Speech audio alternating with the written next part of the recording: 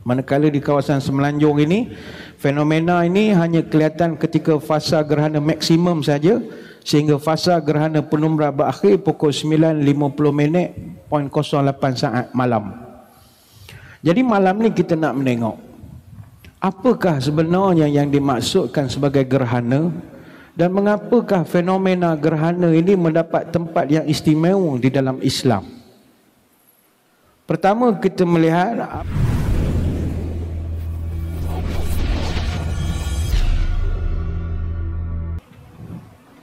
Assalamualaikum warahmatullahi wabarakatuh. Bismillahirrahmanirrahim. Alhamdulillahi hamdan katsiran tayyiban mubarakan fihi kama yanbaghi li jalali wajhikal karim wa li'azimi sultanik. Allahumma salli ala sayyidina Muhammadin abdika wa rasulika nabiyil ummi wa ala alihi wa sahbihi wa sallim.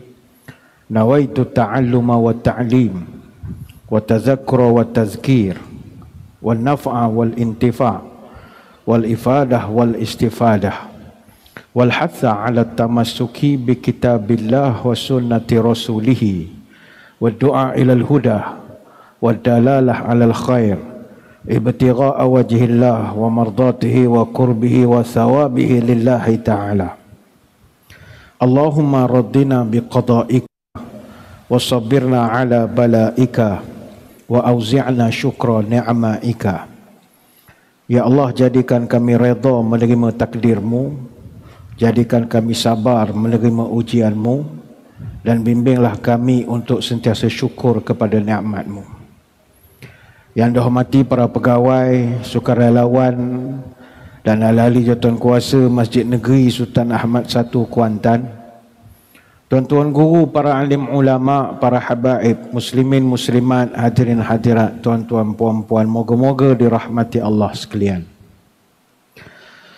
Alhamdulillah, malam tadi telah berlaku fenomena gerhana bulan di tempat kita.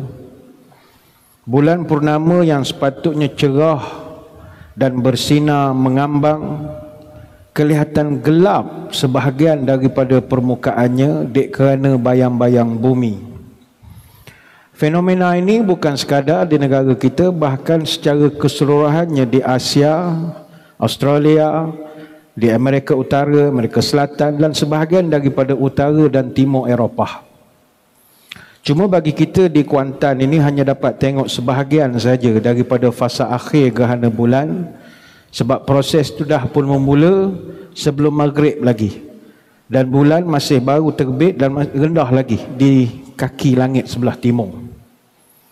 Dia fasa gerhana yang berlaku semalam, dia mula start pukul 4.02 petang.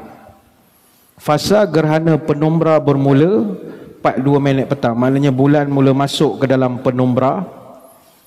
Kemudian berlaku fasa gerhana separa, iaitu bulan mula masuk ke dalam umbra, dikirakan semalam pada pukul 5.09 petang. Kemudian pukul 6 suku, 6.16 kurang lebih, fasa gerhana penuh pun bermula, iaitu keseluruhan bulan berada di dalam umbra, dan fasa kemuncak gerhana penuh adalah pukul 6.59 petang.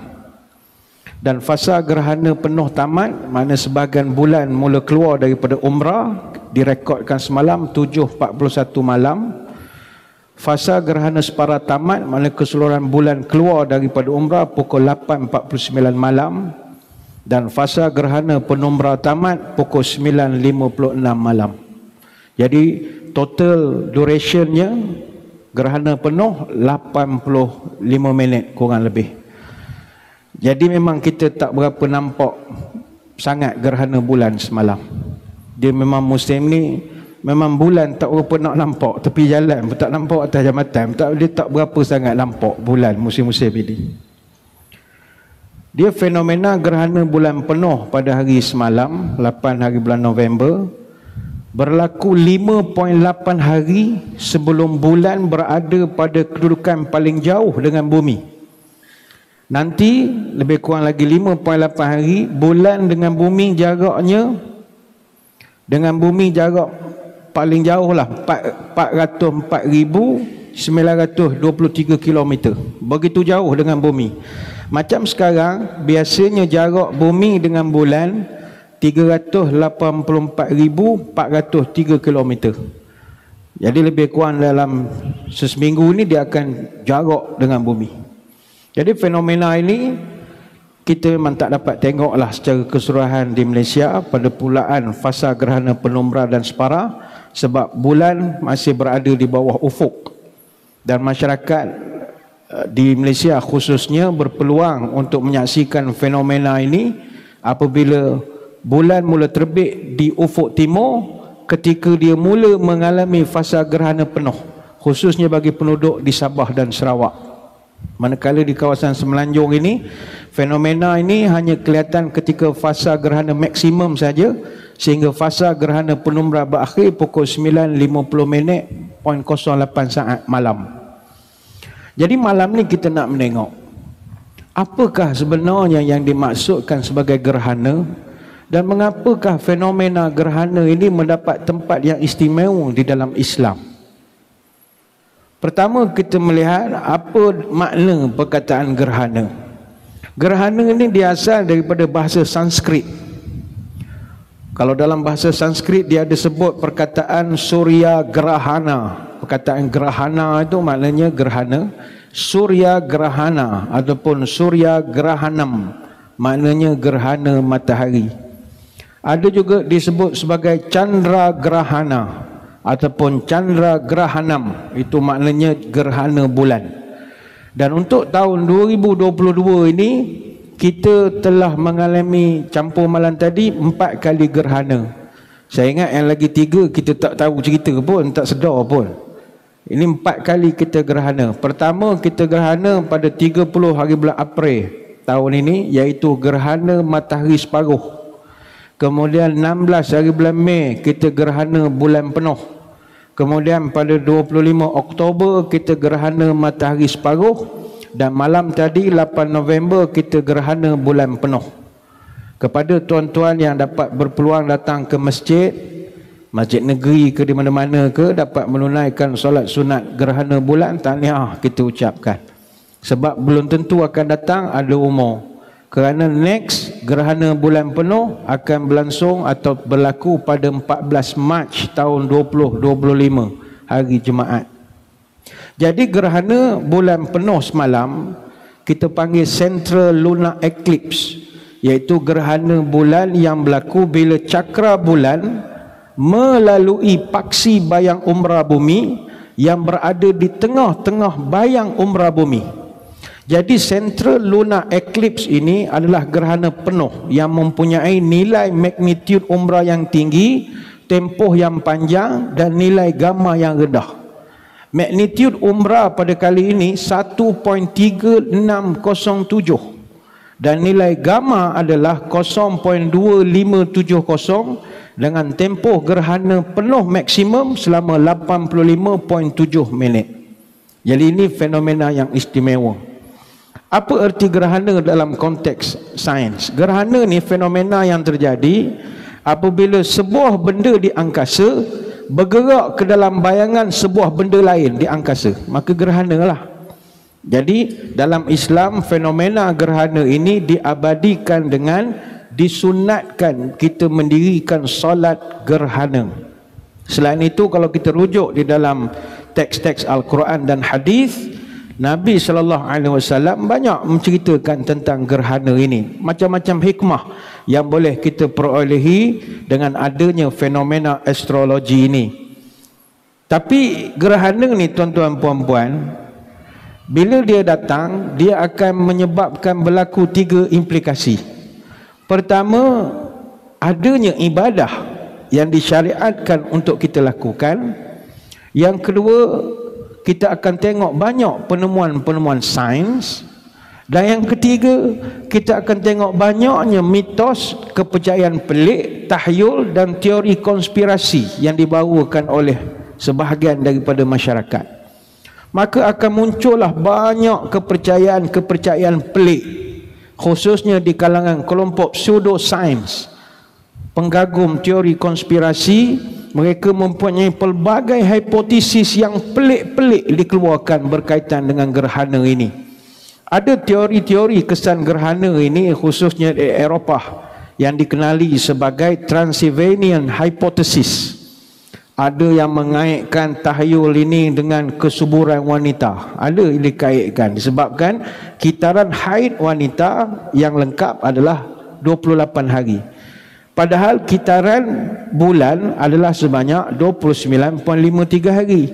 Dan dalam kajian hanya 30% saja wanita yang mempunyai kitaran haid 30 hari. Jadi itu ada satu teori yang dibangunkan. Begitu juga ada yang mengatakan bahawa doktor-doktor bedah tidak akan membedah pesakit ketika bulan gerhana dan juga bulan mengambang.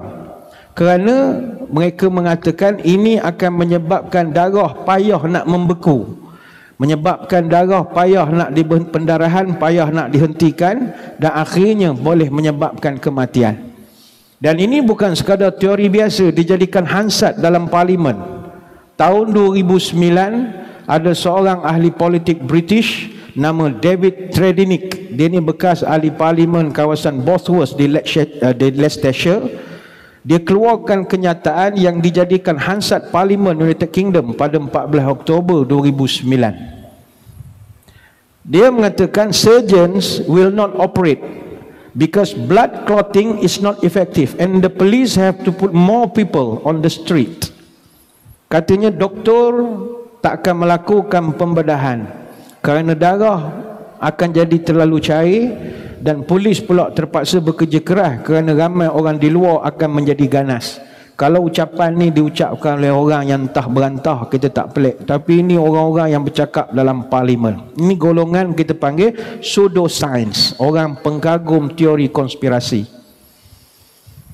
Kalau kita kaji pula kepercayaan tahyul, lagi teruk tuan-tuan sekalian. Kalau kepercayaan khurafat dan tahyul ini lagi banyak kisah pelik.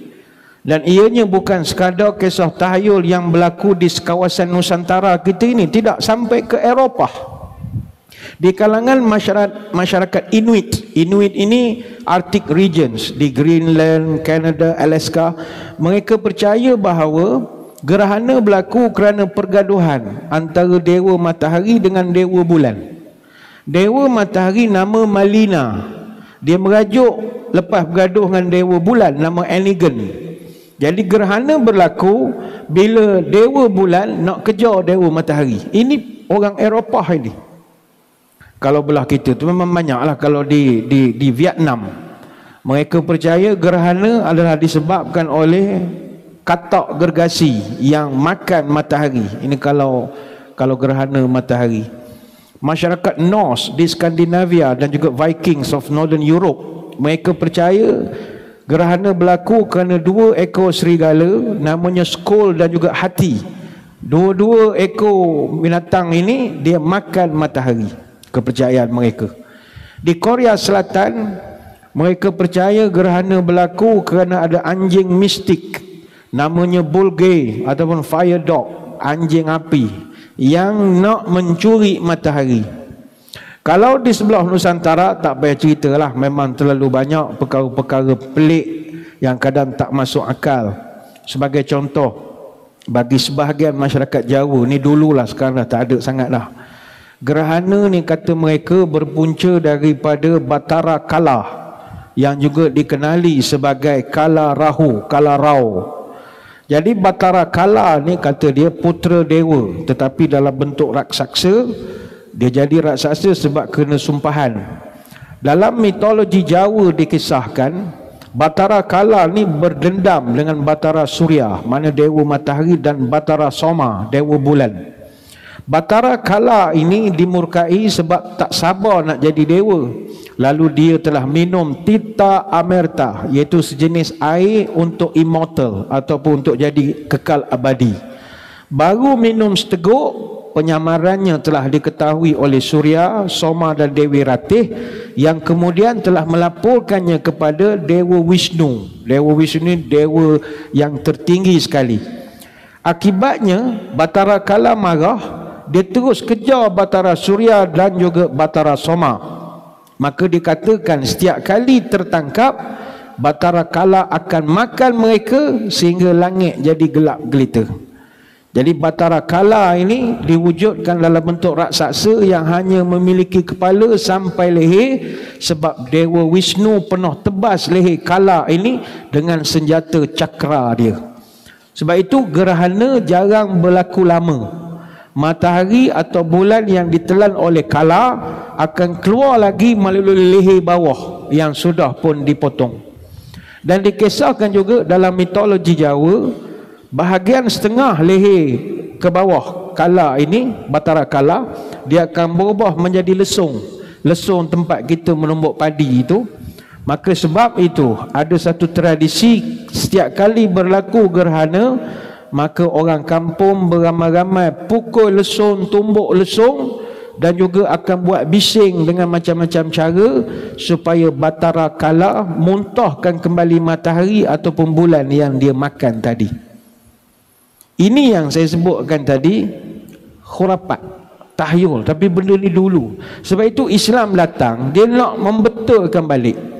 Kalau tak dikontrol, akan jadi macam-macam teori yang pelik-pelik, yang bukan sekadar teori, melahirkan pula amalan pelik-pelik. Ada setengah daripada masyarakat kita, bila berlaku gerhana, mereka buat banyak amalan-amalan yang pelik. Antaranya, bila berlaku gerhana, sawah padi mesti disiram dengan air selama berlangsungnya gerhana itu. Bila tanya kenapa? Supaya padi tidak rosak. Begitu juga kebun yang sedang mengeluarkan hasil, hendaklah dipukul-pukul batang pokoknya itu supaya selamat daripada gangguan dan terjangan batara kai. Ada orang kampung. Begitu juga haiwan-haiwan ternak mesti dijaga, jangan sampai haiwan tu tertidur selama gerhana sedang berlangsung. Caranya dipukul-pukul lah dengan ranting-ranting pokok. Kalau haiwan ternakan tidur masa gerhana, haiwan itu akan mati. Ini kepercayaan. Dan ada yang percaya selama langit gelap disebabkan gerhana, setiap orang mesti berjaga, tak boleh tidur walau sedetik. Sehingga kan dalam ungkapan lama orang Jawa, sapa sing lena bakal kena. Katanya siapa yang terlena pasti terkena musibah lah kalau tidur masa gerhana. Dan bagi wanita hamil, dikhawatiri anak yang lahir tidak akan sempurna kalau dilahirkan ketika gerhana. Maka wanita-wanita hamil zaman dulu akan diasingkan ke tempat yang tersorok supaya tak terkena tulah, kata mereka. Ada juga yang melakukan ritual segorogoh ataupun tradisi liwetan, iaitu memasak nasi beserta lauk kemudian dimakan beramai-ramai. Dan tradisi ini masih ada di kampung-kampung, di desa-desa pedalaman di tanah Jawa. Cuma kita tak menafikan secara sainsnya, apabila berlaku gerhana ada kesan kepada fenomena alam ini. Ada kesan apabila bulan berada lebih dekat dengan bumi, ada kesan. Biasanya jarak bulan dengan bumi 384,403 km. Itu jarak bulan ke bumi. Jarak bumi ke matahari 149.6 juta kilometer. Bila berlaku gerhana dia akan dekat, kadang-kadang sampai 356,577. Maka bila bulan dekat dengan bumi, secara automatik berlaku tarikan graviti bulan, dia akan memberi kesan kepada pergerakan di bumi. Itu tak nafi. Pertama, pasang surut air laut ada kesan. Dan yang kedua, boleh memberi kesan kepada tsunami. Namun hadirin hadirat sekalian, Islam datang dia didik. Fenomena ini berlaku dan bukan sekarang berlaku. Bahkan kalau kita rujuk dalam sirah, peristiwa gerhana ini pernah berlaku di zaman Nabi SAW. Bukan sekali. Ada orang tanya berapa kali Nabi kita pernah melaksanakan solat gerhana. Dan berapa kali pernah gerhana terjadi pada zaman baginda Nabi. Secara umumnya, dari perspektif Islam, kejadian fenomena alam seperti gerhana berlaku pada setiap masa, hatta di zaman Nabi SAW. Dulu masyarakat jahiliyah dia mengaitkan kejadian-kejadian pelik fenomena alam ini dengan kepercayaan-kepercayaan khurafat. Dia kaitkan dengan soal hidup mati seseorang. Jadi kepercayaan khurafat di zaman jahiliyah ini telah dihapuskan oleh Islam dengan hadis-hadis yang begitu banyak. Sebagai contoh, kata Sayyidatina Aisyah radhiyallahu anha, inna syamsa wal qamara ayatani min ayatillah la yankhasifani li mauti ahadin wala li hayatih fa idza ra'aitum dzalika fad'ullaha wa kabbiru wa sallu wa tasaddaqu. Kata Aisyah, Nabi pernah sebut sesungguhnya matahari dan bulan itu adalah dua tanda kekuasaan Allah. Kedua-duanya itu tidak mengalami gerhana disebabkan kematian seseorang dan juga tidak kerana kelahiran seseorang. Oleh itu, jika kamu menemui gerhana itu, hendaklah kamu berdoa kepada Allah. Fad'ullah wa kabbiru, besarkan Allah, takbirlah kepada Allah. Wasallu, kamu semayanglah. Wa tasaddaqu, dan bersedekahlah, kata Nabi. Hadis riwayat Bukhari dan Muslim.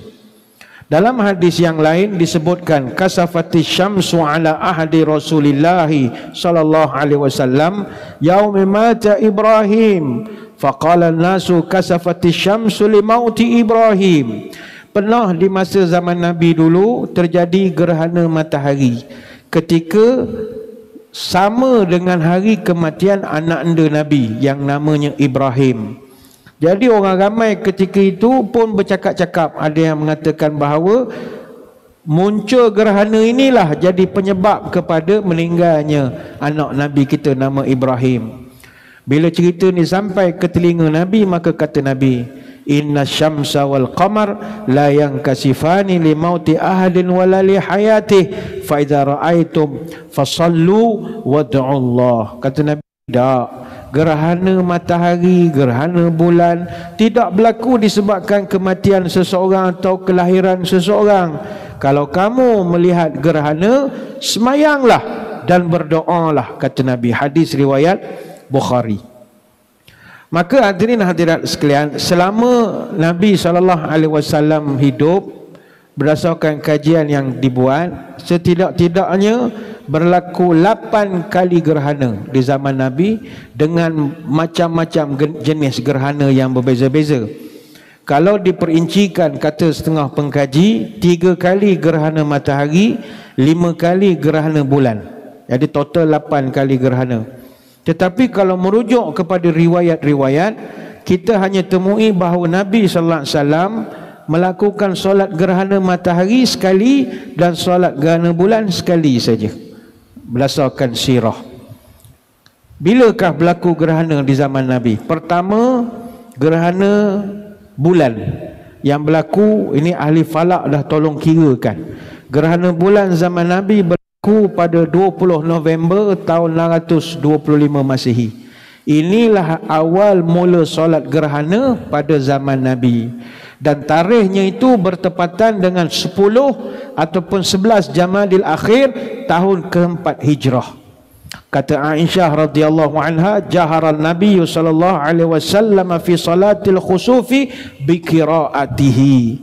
Rasulullah telah menjaharkan suaranya, maknanya baca kuat dalam salat khusuf. Maknanya khusuf ni gerhana bulan, kusuf gerhana matahari. Ini hadis Bukhari dan Muslim.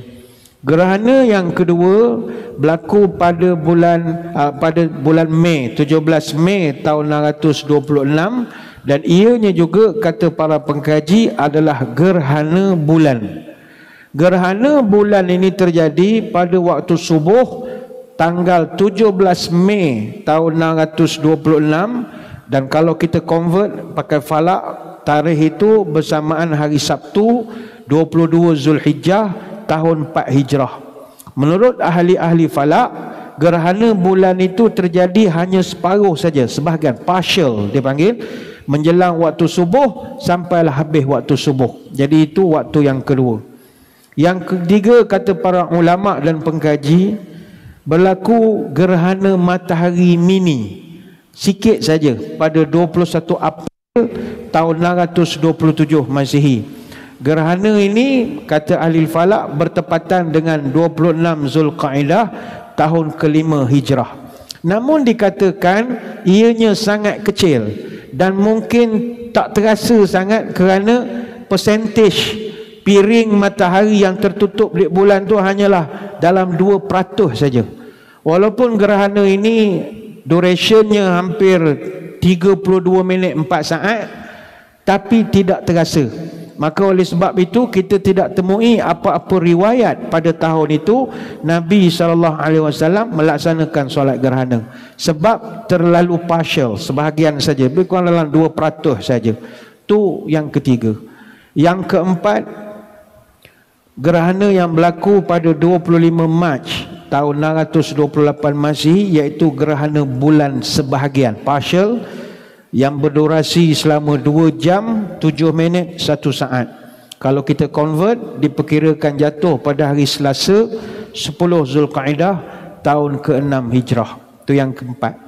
Yang kelima, gerhana zaman Nabi berlaku gerhana matahari, tapi kecil, matahari gerhana mini saja, berlaku pada 3 Oktober tahun 628 Masihi. Kalau kita convert guna falak, dia berlaku pada hari Jumaat 26 Jamadil Awal tahun ke-7 Hijrah, dan durasi gerhana itu 59 minit 46 saat. Dan kita dah lihat kajian-kajian, tidak juga kita dapati ada riwayat bahawa Nabi menjalankan solat gerhana pada ketika itu. Dikaji kenapa tak buat? Sebab gerhana itu tak dapat dilihat dengan mata kasar. Sebab piringan matahari yang tertutup hanya 12% saja. Kita sekarang ni walaupun tak nampak, tapi kita boleh buat semayang sebab alat teknologi. Sekarang ni macam-macam alat dah orang guna. Itu yang kelima. Yang keenam, gerhana bulan berlaku pada 15 Mac tahun 629. Gerhana ini merupakan gerhana bulan total, sama macam kita semalam, gerhana bulan penuh, yang terjadi selama 1 jam 40 minit 31 saat. Kalau kita convert ikut falak, dia jatuh pada tarikh 10 ataupun 11 Zulqa'dah tahun ke-7 Hijrah. Namun disebabkan peristiwa ini berlaku pada bulan Mac, yang mana bulan Mac ini merupakan waktu mula berakhirnya musim winter atau musim sejuk, maka aktiviti luar masyarakat Arab ketika itu masih rendah, tak ramai rumah. Jadi tak ramai yang tahu kejadian itu berlaku. Dan yang ketujuh adalah gerhana yang berlaku pada tarikh 4 Mac tahun 630 Masihi. Ini gerhana bulan separuh, sebahagian, partial saja. Kalau ikut falak, dia bertepatan dengan 10 ataupun 11 Zulqa'dah tahun ke-8 Hijrah. Tempoh ataupun duration gerhana ini mencapai 2 jam 42 minit 47 saat, dengan besar gerhananya 68% ketika masuk waktu maghrib. Tetapi Nabi tidak menjalankan solat gerhana sebab kemungkinan awal gerhana itu terjadi sebelum bulan terbit. Jadi sehingga pada waktu terbit, bulan sudah pun dalam keadaan gerhana. Lalu 23 minit selepas matahari terbenam waktu maghrib, gerhana sudah berakhir. Jadi gerhana ini mungkin juga, kata ahli falak, tidak disedari oleh masyarakat Madinah ketika itu berdasarkan pandangan mata. Dan yang ke-8, gerhana yang terjadi di zaman Nabi adalah gerhana matahari pada 27 Januari tahun 632. Inilah kata ulama gerhana di mana Rasulullah sallallahu alaihi wasallam diriwayatkan melakukan solat sunat berjamaah. Diperkirakan tarikhnya 27 Januari tahun 632 bertepatan dengan 25 ataupun 26 Syawal tahun ke-10 Hijrah. Tahun depan tu Nabi wafat. Ketika itu menurut kajian falak, jalur gerhana matahari telah melewati sejumlah besar negara-negara sebelah sana, sebelah Afrika, Afrika Utara, Arab Selatan, sebelah India sampai ke Asia Tengah. Jadi inilah 8 kali pernah berlaku gerhana matahari di zaman Nabi. Dan Nabi sembahyang sunat gerhana matahari sekali, sembahyang sunat gerhana bulan sekali.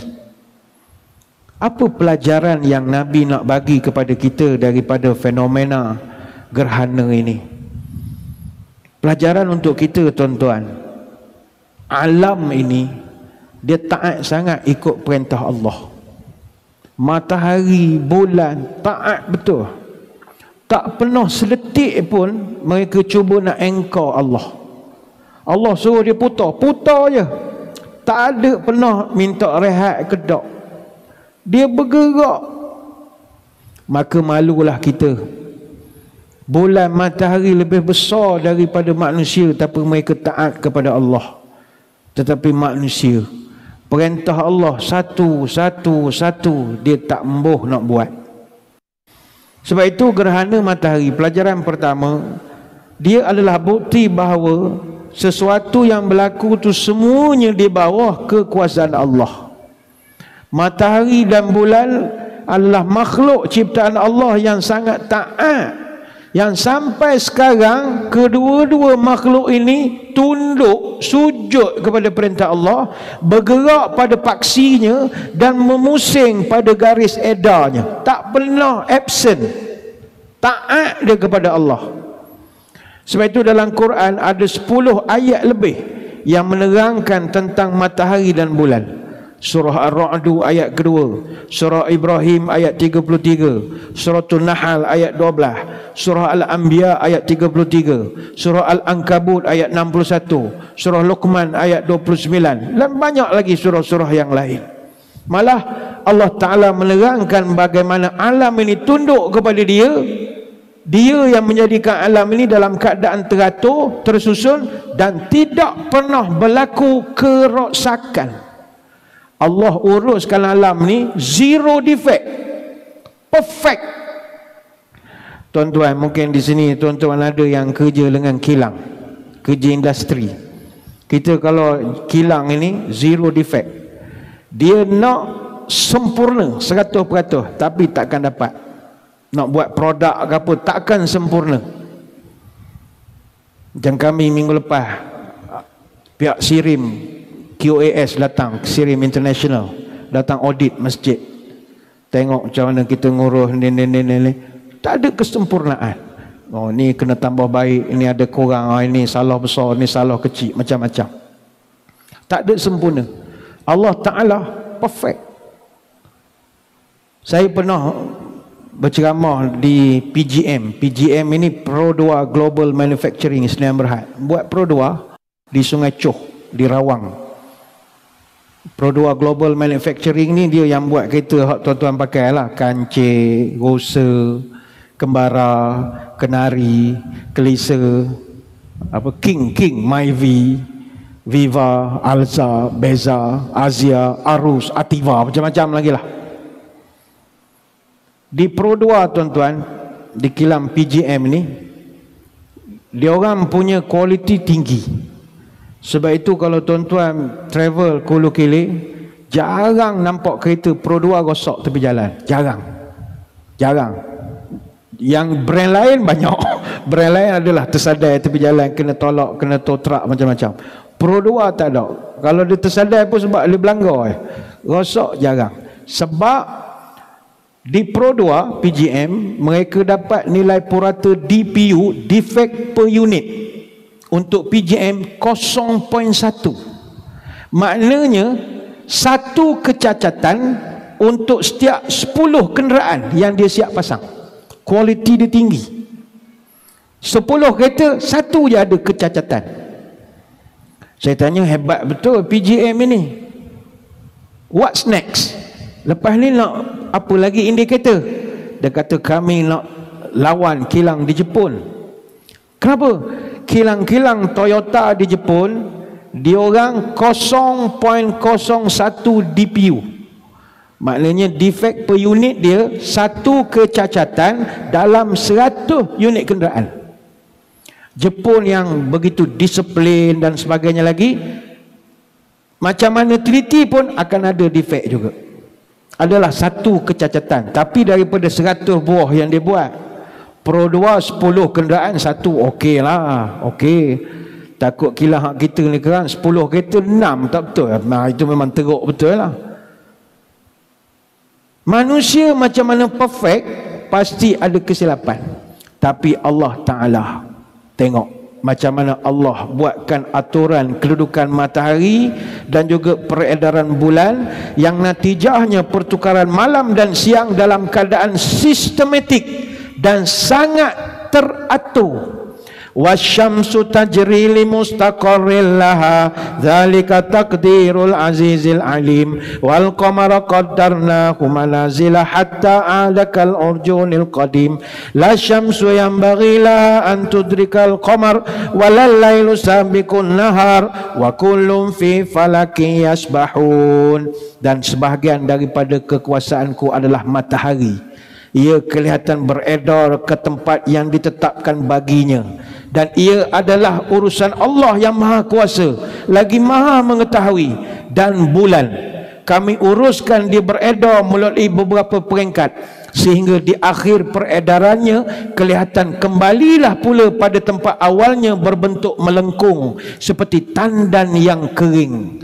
Dengan takdir urusan yang demikian, matahari tidak mudah baginya mengejar bulan, dan malam pula tidak dapat mendahului siang, kerana tiap-tiap satunya beredar terapung-apung di tempat edarannya masing-masing.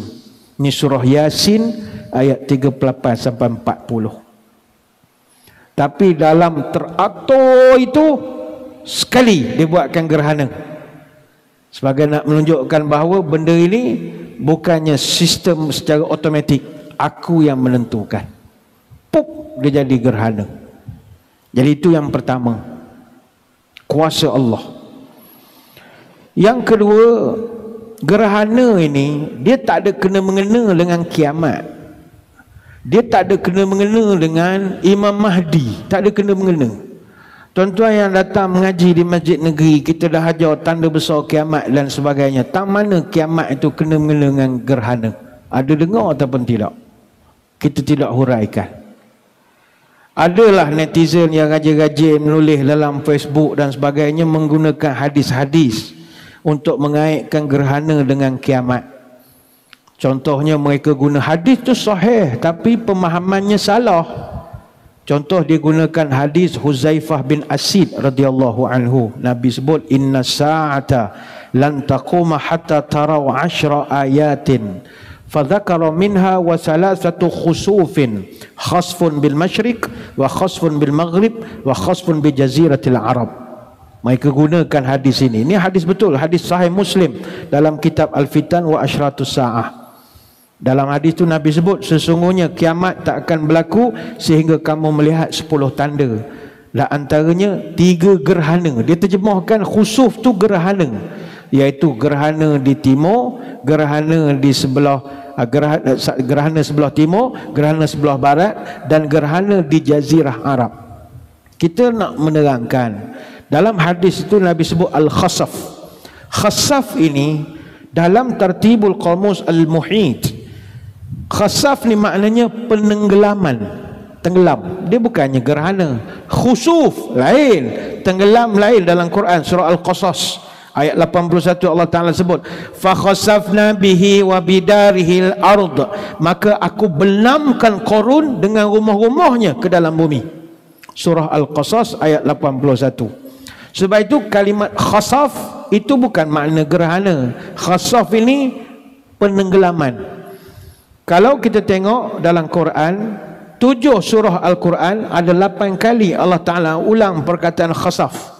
Dalam surah Al-Qasas ayat 81, surah Al-Ankabut ayat 40, surah An-Nahl ayat 35, surah Al-Isra ayat 68, surah Sabah ayat 9, surah Al-Qiyamah ayat 8, dan surah Al-Mulk ayat 16. Yang Nabi sebut itu adalah 3 penenggelaman di bumi, 3 gempa, bukannya gerhana. 3 penenggelaman di bumi. Dalam bahasa Arab, gempa bumi dikenali sebagai zalzala ataupun rojafah, maknanya digoncang. Ada dipanggil roja, digoyang. Ada dipanggil daka. Daka ni roboh.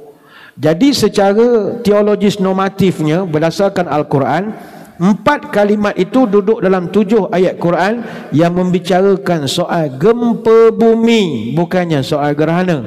Ada 3 ayat dalam surah Al-A'raf, ada 1 ayat dalam Al-Ankabut ayat 37, ada 1 lagi dalam Waqiah ayat 4, 1 lagi dalam surah Al-Fajr ayat 21, dan 1 lagi dalam Al-Zalzalah ayat yang pertama. Hadis tadi dia guna kalimat al-khasfun, tak ada kena-mengena dengan gerhana, tapi itu penenggelaman, iaitu bila dah nak kiamat, tanda besarnya adalah berlaku 3 gempa bumi besar. Maka kepada adik-adik kita yang semangat nak belajar agama tapi tak berapa faham, maka belajar dulu sebelum mengajar. Sebelum nak kongsi sesuatu, boleh semak dulu dengan orang alim ramai, apa makna khusuf, apa makna khasaf dan sebagainya lagi. Dan ingat, agama Islam tidak mengaitkan gerhana dengan kiamat. Yang mengaitkan gerhana dengan kiamat adalah eskatologi Kristian. Orang Kristian sahaja mereka ada satu kepercayaan, dan kita hormatlah kepercayaan ini. Mereka percaya bahawa an eclipse is a sign of the forthcoming of an apocalypse. Mereka percaya bahawa gerhana adalah petanda untuk munculnya tanda-tanda kiamat.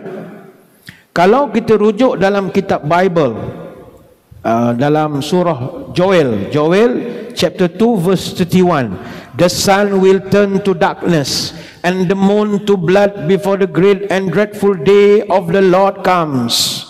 Kata mereka, bila berlakunya gerhana, maka ini petanda the second coming of Jesus Christ. Mereka percaya antara tanda kiamat adalah kedatangan semula Nabi Isa, dan Nabi Isa itu hanya akan datang selepas berlakunya gerhana. Jadi bagi kita tak ada kena-mengena gerhana ini dengan kiamat ke apa, tak. Imam Mahdi jauh sekali lah, tak ada mula-mula. Apa yang kita kena buat?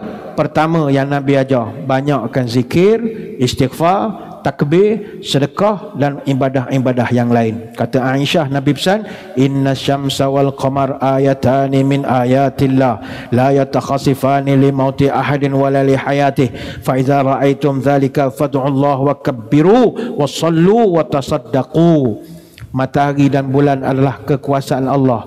Gerhana tidak berlaku kerana kematian atau kelahiran seorang. Kalau kamu jumpa gerhana, fad'ullah, doa kepada Allah. Kemudian wakabbiru, dan engkau bertakbirlah. Wasallu, engkau sembahyanglah. Watasaddaqu, bersedekahlah. Hadis riwayat Bukhari. Ini hak agama kita ajar. Yang kedua, bila berlaku gerhana, keluarlah mengerjakan solat gerhana secara berjemaah di masjid. Sekali lagi tahniah kepada yang dapat datang malam tadi menunaikan solat sunat gerhana di masjid. Dan kata Ibn Hajar, yang sesuai dengan ajaran Nabi adalah mengerjakan solat gerhana di masjid. Tapi kalau nak buat di rumah boleh ataupun tidak? Maka kata para ulama, solat gerhana secara jemaah itu bukanlah syarat. Kalau seorang berada di rumah, dia juga boleh melaksanakan gerhana di rumah. Berdasarkan dalil daripada Nabi pernah sebut, fa iza raaitum fasallu, kalau kamu melihat gerhana maka semayanglah. Hadis riwayat Imam Bukhari. Yang ketiga, orang perempuan boleh semayang gerhana bersama orang lelaki. Maka tidak benar kalau ada orang mengatakan kalau semayang gerhana orang perempuan duduk rumah, seolah-olah ini bukan semayang Jumaat. Semayang Jumaat pun ada orang perempuan. Jadi semayang sunat gerhana boleh. Kata Asma binti Abi Bakar radhiyallahu anha, ataitu Aisyata hina khasafati syams fa idza an-nasu qiyamun yusallun wa idza hiya qa'imatun tusalli fa qultu ma lin-nasi fa asharat bi yadiha ila as-sama wa qalat subhanallah fa qultu ayatun fa asharat ay na'am. Kata Asma, saya datang jumpa Aisyah ketika gerhana matahari. Ketika itu manusia sedang menegakkan solat. Aisyah pun turut berdiri untuk solat. Saya pun bertanya, kenapa orang ramai ni? Aisyah tunjuk ke langit, dia mengatakan subhanallah. Saya pun tengok, oh gerhana. Aisyah pun beri isyarat, ya gerhana, semayang. Hadis riwayat Imam Bukhari. Sebab itu Imam Bukhari dia bawakan hadis ini pada bab salatin nisa'i ma'ar rijali fil kusuf. solatnya wanita bersama lelaki ketika terjadi gerhana matahari. Jadi tahun 2025 esok, hari Jumaat, kalau berlaku gerhana, tuan-tuan panjang umur datanglah masjid, bawa sekali isteri, anak-anak perempuan datang meriahkan.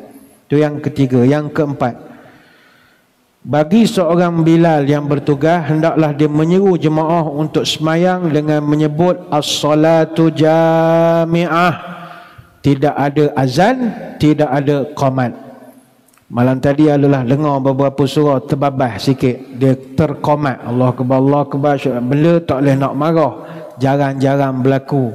Dan benda ni pula tak ada rehearsal. Tak apalah, lesson learn. Nanti akan datang, jangan qamat, jangan azan. Cukuplah sebut as-salatu jami'ah, sudah berpadanan.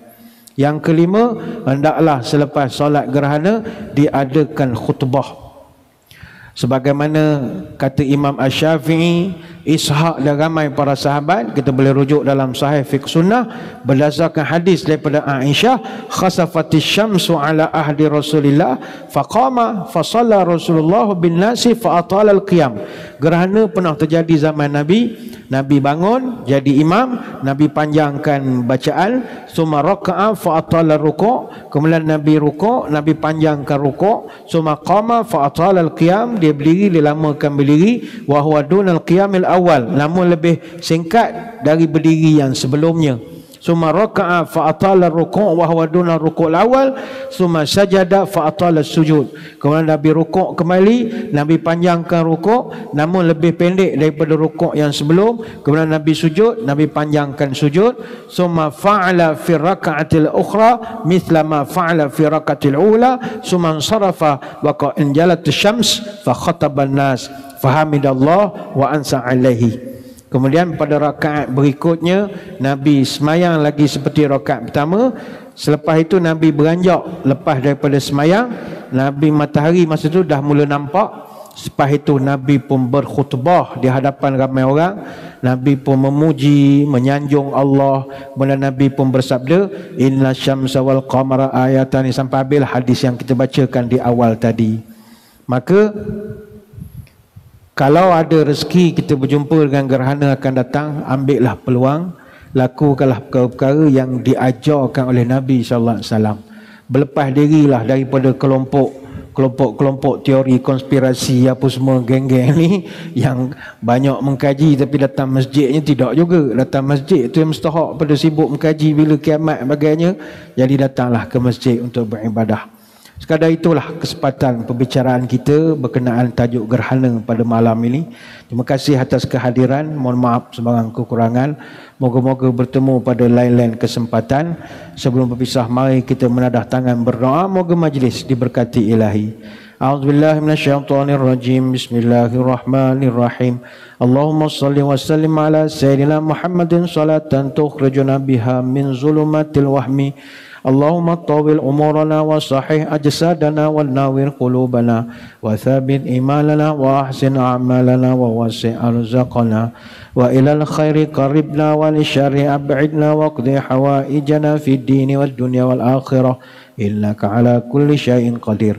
Ya Allah, panjangkanlah umur kami, sihatkanlah tubuh badan kami, terangkanlah hati kami, tetapkanlah iman kami, elokkanlah amalan kami, luaskanlah rezeki kami, dekatkanlah kami dengan kebaikan, jauhkanlah kami dari kejahatan, kabulkanlah segala doa kami, sama ada dalam urusan agama, dunia ataupun akhirat. Subhanakallahumma wa bihamdika nashhadu an la ilaha illa anta nastaghfiruka wa natubu ilaik. Wa sallallahu ala sayyidina Muhammadin wa ala alihi wa sahbihi wa baraka wa sallam. Walhamdulillahi rabbil alamin. Sekadar itu, wabillahi taufiq wal hidayah. Assalamualaikum warahmatullahi wabarakatuh. Wallahu a'lam.